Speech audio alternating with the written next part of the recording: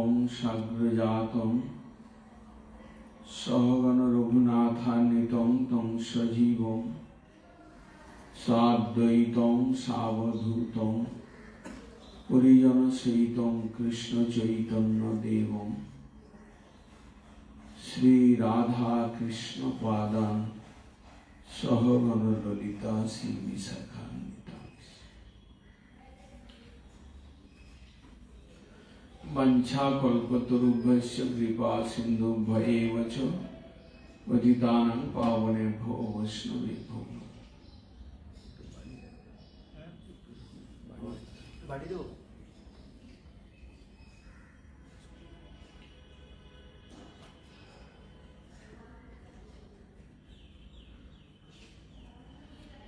স্বর্গবাসীরাও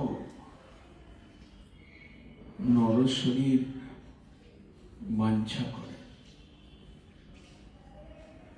স্বর্গিনোপি এতৎ ইচ্ছন্তি লোকং নিরৈনস্তথা। যারা নরকগামী হন, নরক যন্ত্রণা ভোগ করে, তাদের তো কথাই নেই। তারা সেই ঘোর যন্ত্রণা থেকে তারা কি করে উদ্ধার পাবেন, তার জন্য তারা নরশরীর পেয়ে ভজন করতে ইচ্ছা করেন। কিন্তু দেবতাগণ পর্যন্ত স্বর্গিনো অপি এতদ ইচ্ছন্তি লোকং নিরৈনস্তথা। কেন? সাধকং জ্ঞান ভক্তি তদুভয়ং যোগ অসাধক। জ্ঞান যোগ এবং ভক্তি যোগ অনুশীলন করতে গেলে মানব শরীরই সবচেয়ে অনুকূল। মানব শরীর ব্যতীত কর্মবন্ধন থেকে উপরে যাওয়ার মুক্তির পথ বা প্রেমের পথে সাধন, সেটা নরশরীর। স্বর্গেতে যে দেব শরীর এবং স্বর্গের যে পরিবেশ, ভোগময় পরিবেশ, স্বর্গের যে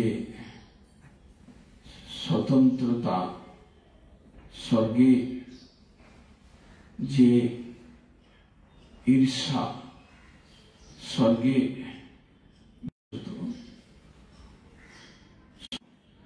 সেই সঙ্গে স্বর্গলোকে সাধুর অভাববশত ভজনীয় পরিবেশ, ভজনে উৎসাহ দান করবার মতো কিছুই নেই।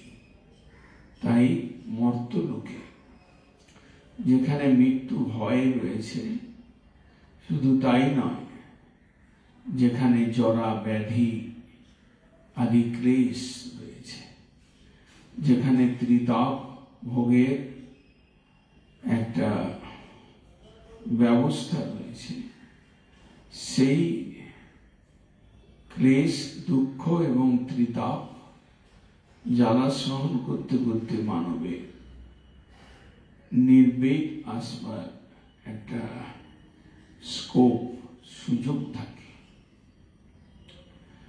আমি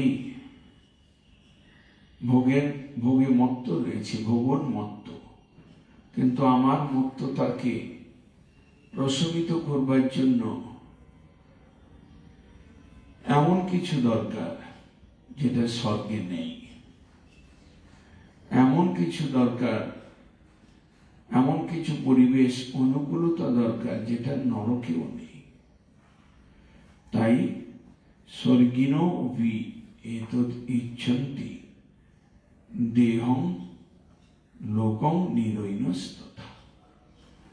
এই যে মানব শরীর, এটা স্বর্গ সাধনের মূল। কৃষ্ণ উদ্ধবকে লক্ষ্য করেও এই সকল কথা জানিয়েছেন। নরশরীর সর্বফলানাম মূলম সর্বসাধনানাম। সর্বসাধনের মূল, সর্বপ্রকার ফল প্রাপ্তির একমাত্র উপায় স্বরূপ এই নর শরীর। তাই দেবতাগণ তারা কোনো কোনো দেবতা যাদের মধ্যে একটু নির্বেদ ভাব, যাদের মধ্যে জ্ঞান বা কর্মের অনুশীলনের ভাব জাগে, তারা মনে করেন যে মানব শরীর নিয়ে মরতে যাওয়া ভালো। তাই তো খট্টাঙ্গ রাজা তিনি স্বর্গ ছেড়ে তিনি তার এক মুহূর্ত কাল আয়ু রয়েছে এটা জানতে পেরে তিনি শীঘ্র দেবতাদের কাছ থেকে রথ নিয়ে তিনি মর্তলোকে আগমন করেছিলেন। এখানে কর্ম জ্ঞান যোগের অনুশীলন হয়। এখানে জরা ব্যাধি মৃত্যুর ভয়ে ভীত সন্ত্রস্ত থাকে মানব। এখানে ক্লেশ দুঃখ যন্ত্রণা ত্রিতাপ এগুলোর একটা প্রকোপ এখানে রয়েছে। তাছাড়াও এখানে ভগবানের কৃপায় ভক্তির অনুকূল বায়ু, অনুকূল পরিবেশ, অর্থাৎ গঙ্গা তুলসী ভাগবত সাধু এবং বিগ্রহ নাম ধাম, এইসব ভগবানের কৃপার বস্তুগুলো যাদের ধরে ঈশ্বরের কৃপা বা ঈশ্বরের ভজন করা একটু সহজ হয়, সেই বস্তুগুলো ভগবত ইচ্ছায় এখানে রয়েছে। তাই মানব শরীর এটাই সর্বসাধনের মূল। মানব দেহই শ্রেষ্ঠ।